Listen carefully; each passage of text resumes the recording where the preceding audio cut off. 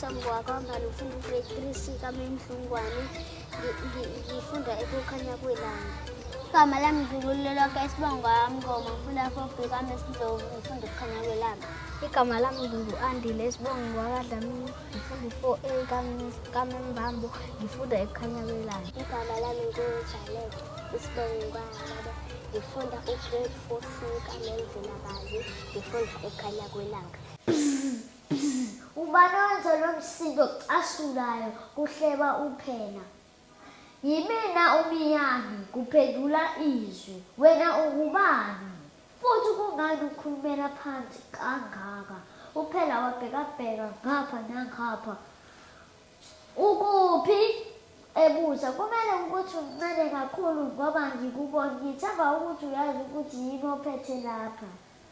uMiyane wahlala etafuleni eduze noPhela. Ngubaphethe, kusho uMiyane ngephimbo elibhuqayo. uPhela ngakuthandanga nhlobo lokhu. Yimi umphathi lapha. Uma abantu bengithola ngidla ukudla kwabo ababe besakudla, kuba okwami okubonisa ukuthi bayangihlonipha futhi bayangisaba, kuqhosha uPhela. Wabe esefulathela uMiyane futhi waya kusinki lapho kwakukhona izitsha ezingcolile. Waqala ukudla izinsalela ezisemapuletini. Sonke isikhathi uMiyane ubheke uPhela ngokucophelela. Wabe esendiza eza eduze nekhanda likaPhela elokhu ebuza ngaso sonke isikhathi, "Uma ungumphathi, kungani udla izinsalela zokudla kwakho?" kubuza uMiyane. uPhela washuba umlenze wakhe wangaphambili ezama ukuxosha uMiyane, kodwa uMiyane wawulokhu ubuza ngasekhanda likaPhela. Ekugcineni uPhela wathi, "Ake uye wenze lo msindo odinayo. Uma abantu besithola lapha bazosifotoza sobabili." "Angibesabi abantu," kuphendula uMiyane. "Ngiyabaluma futhi ngiphuze igazi labo. Uma bezama ukungifohloza, ngiyadaka futhi ngijike ngokushesha bese ngiyanyamalala. Lapho nje becabanga ukuthi sengihambile. Ngiyabuya. Umsindo engiwenzayo uyabahlanyisa. Bayazimboza ngezingubo ngisho noma kushisa. Futhi lapho ngibaluma kuba neqhubu elishoshozelayo." uMiyane wahleka isichazelo. Kungazelele othile wakhanyisa isibane ekhishini. Indoda yakusinki yafike yagcwalisa ekhishini, yafike yagcwalisa ingilazi ngamanzi empompini. uPhela wathi, "Pheshe ngejubane," wayocasha empantini ngemva komnyango.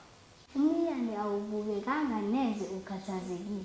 Wawulokhu wenza umsindo wawo ubuza, undiza, uya ngapha nangapha, ngisho naseduze nale ndoda njengoba iphuza amanzi.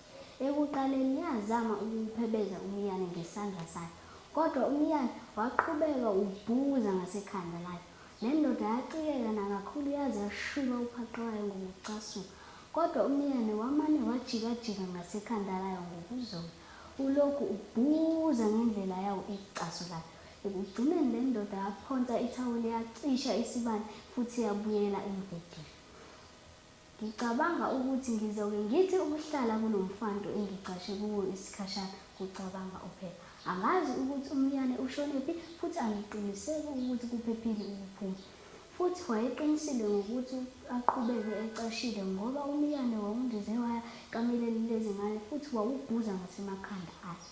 "Baba," kumemeza enye yezingane, "kunoMiyane kameleni lethu. Sicela uze uzosisiza." Lokhu kwavusa wonke umndeni. Futhi ngokushesha wonke umuntu wayesecinga ekameleni ngalinye ephethe umqamelo nophaqa elungele ukushaya uMiyane.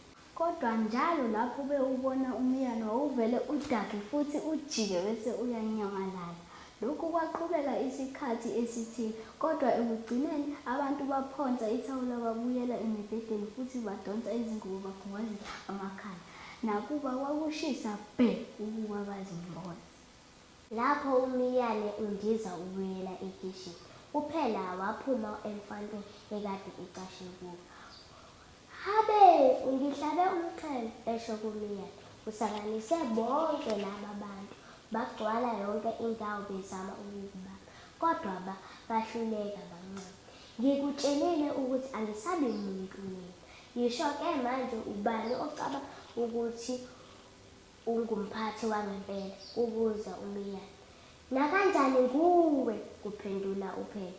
Ungase ube mncane kodwa ubahlule bonke abantu.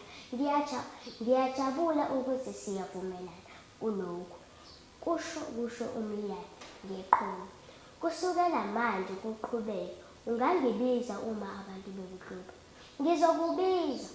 Ngiyabonga kakhulu, kuphendula uPhela njengoba ehamba eyofuna izinsalelo zokudla ezengeziwe. Kusukela ngalolo suku uPhela noMliyane baba ngabangani abakhulu futhi basebenzisana ndawonye ukucasula abantu ngangokusemandleni.